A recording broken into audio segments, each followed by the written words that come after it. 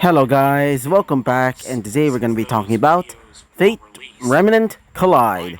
And also I'm really sorry for not making any videos for a while. I sort of gotten sick. Yeah, sorry. But anyway, I'm feeling a little bit better. My cough and my headache is no longer inside me. Pause. But I do. So either way, let's start off this episode, shall we, ladies and gents? As we go to Pyra's perspective, she's currently, with the help of like Glinda and that of Ospen, they finally arrive at where the I guess you can say the sealed, or I guess you can say resting body of Amber is. She's still being supported thanks to the help of machinery that was basically keeping her alive still. As they would say, "Come on, Pyra, let's go," said Ozpin, as Ozpin would get ready to activate the procedure to give her the actual powers of the maiden. But before they can, they hear an explosion. As they would say, "What in the..." As they would see her. As they would see Cinder. As one of them would ask, "What are you doing here?" As she would say, "Oh, nothing too serious. I'm just here to get what's mine." As she would say it with such a confident tone, as she'd reveal in her hands flames, as beside her, her servant would arrive. As Ospen would say, "So you're the one who stole the maiden powers?" As she would say, "No, no, no, no. It's not really stealing. It's more like getting my birthright." As after saying this, she would rush towards Pyra specifically, as she'd create, if I remember, her semblance is glass making, and with the help of her maiden powers, it allows her to basically mold it much more easier than most. As after doing so, she would create a slash of fire with the glass-like sword that she made. Doing so, with the help of Pyra's polarity semblance, she would basically dodge it away. Doing so, she would say, "Not bad. Though, my target was not you." As saying this, she would jump towards where I guess you could say the stasis, or the body of. Sorry about that. Anyway, continuing on, as she would create glass-like weapons from her, from her semblance. As while doing so, she would stab into the, I guess you could say the life. Wait for a second. Sorry about that. Anyway, continuing on, she basically stabs into the device where our girl, sorry about that. My cough. Where I was about to say Gretchen, I meant Amber. God damn it. Where Amber was basically being held. Doing so, she would actually kill her. As when she was about to die, the first thing she sees, or the first thing she thought, was that of Cinder, finally killing her. As everybody would be in shock, as before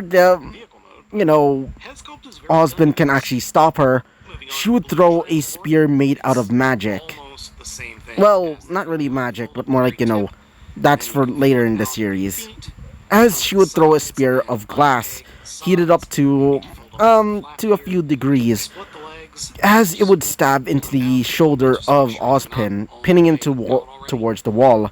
Doing so, she would say, "Finally, I have it all," she would say. As after saying so, Pyra would say, "Damn it." As she would say, "Now, to take care of loose ends." As saying this, she would look towards her servant, as she would say, "Now, my servant, Berserker, I order you, eliminate everybody here." As after saying this, she would say, "Yes, my daughter," she would say. As saying this, she would be wielding her weapons, and if you're wondering, no, she did not use a command in this case, as when she said it, Raiko, or in this case Berserker, would activate, well, not really activate her noble phantasm, but more like a portion of it, as she would split her body into at least four forms, as she'll be wielding that of her katana, the other one wielding that of the Kintoki axe, the other, I believe, was wielding that of a, yeah, wielding that of a spear. Yeah. Wait. Yeah, one was wielding that of a spear, and the last one was wielding that of a bow. As they would start launching the activating the weapons instantly, as it would destroy the area that they were in.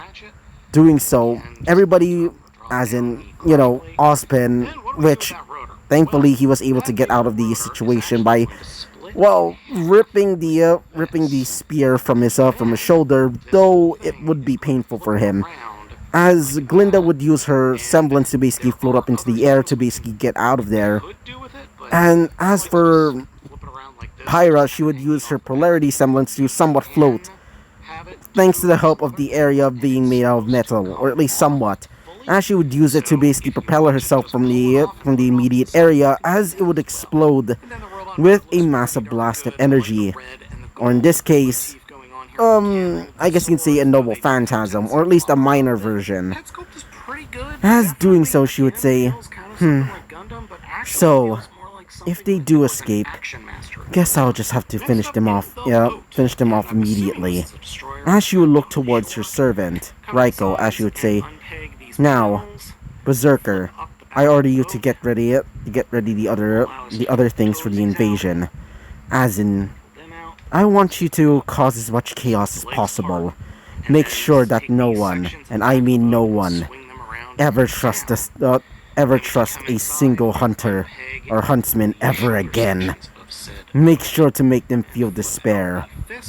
Make sure that their emotions are on turmoil, so that the Grimm may destroy them. As after hearing this, she would say, "Very well, my daughter." As after saying this, she would or not really teleport, but more like dissipate, and would move towards the outside world. As for Cinder, she would say, "Now, let the fall of Beacon begin." As meanwhile, as the dragon, more specifically the Grim Dragon, would basically come out of the mountains, or in this case Mount Glen, and would start causing chaos thanks to the help of the running emotions in Vale, as it would start flying. Though thanks to the help from the previous episodes where Cinder was unable to use the virus, well, it's not going to be as chaotic. But it will still be a problem for some, since the Grim Dragon is coming towards them at full speed. As we go back to Wheatley, as Wheatley would be there, also helping out with the immediate situation, as he would say, "Damn it, there's so many of them!" As saying this, he would start using his pistol and using a bit of his, his martial arts, in this case, his kicking ability, to basically slam some of the Grimm nearby. As while doing so, he would think to himself, wait, what about, as he would remember the whole servant thing, as he would say, Faye Lancelot, he would say, or Tamlin Lancelot, as he would hear her voice saying, "Yes, master," as he would say, "Please help me, there's so many civilians nearby, I want you to protect them immediately, or at least just get them out of the immediate area." Hearing this, she would say, "As you wish, master." As saying this, she would start to manifest. When she manifested, she would seem to be, well, in her normal-ish armor, or in this case her first ascension, if you know Fate Grand Order, as she would activate her, well, her weapons. Still, though, I'm still surprised that this is a Lancer. It's probably because of the Lancer pun, as in Lance a lot. If it's really that the case of why she's a Lancer, then I'm gonna kill. But either way, she would activate her weapons, in this case the scabbard-like swords, or I guess you could say gauntlets. Actually, it's more like guitars than anything else. Not guitars, katars. As she would activate them, as she would start slashing through them using a similar type of attack to that of Erendite, or in this case, Erendite Overload. I meant Erendite Overload, which, if you don't know, is that of the noble phantasm of Lancelot Saber, or just regular Lancelot as I prefer to call him, because technically Berserker should be an alter, considering the whole Grail corruption at the time of Fate, of Fate Zero. Like how that of a certain someone we should never name, Charles Duray. Anyway, being a caster, even though he was not really a caster technically. Apparently in some sources, he was not technically a caster servant.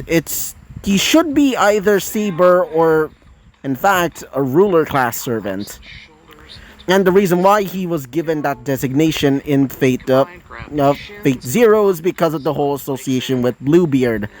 Which is why in the Ordeal Call, which, if you don't know, spoilers, Giles Durai, at the time of that specific, in that specific time of the story of Fate Grand Order, he actually did gain a bit, and I mean a lot of the, I guess you could say, the Saint Graph of Bluebeard, causing him to basically lose everything about his original self, to the point that he basically acts like the titular Bluebeard himself.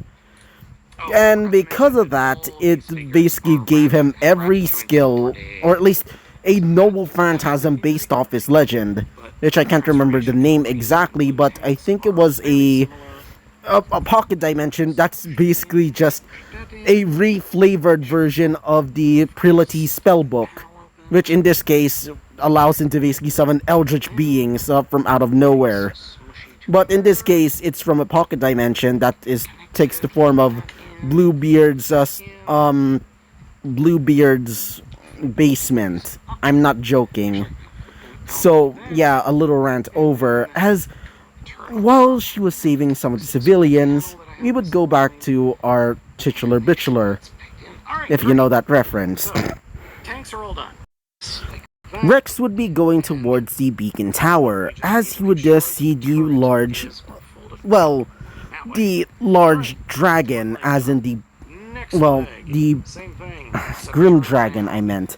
As when he saw that, he would say, "So, that's their plan."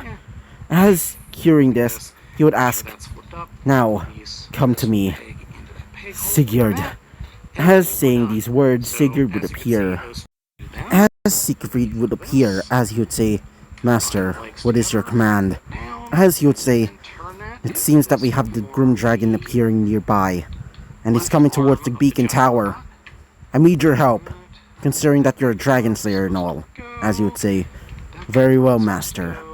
Now, I shall defeat him, like how he defeated that monster. That monstrous dwarf. The one accursed of gold. Fafnir." As saying these words, he would say, "Yes. Now, let's go." As saying this, he would start going towards the beacon tower. As we currently see that a Cinder. As Cinder would be fighting against Pyra. This time, it's a much less, balanced fight, to say the least. As they're currently, clashing blades, as she would say, "Now, prepare to die," she would say. As before she can actually get killed, something would disturb them. In this case, a shot from an arrow? As she would as before she can actually slash it, or at least stab into Pyra, she would get a stab on the hand, or at least get her, her hand pierced by an arrow. She'd say, "Duh, what was that?" As before she can say anything else, she would get kicked right in the face. As Pyra would look up and would see the person that saved her. And so, we'll be ending off this episode right off here, guys. Sorry. So, yeah. So, goodbye.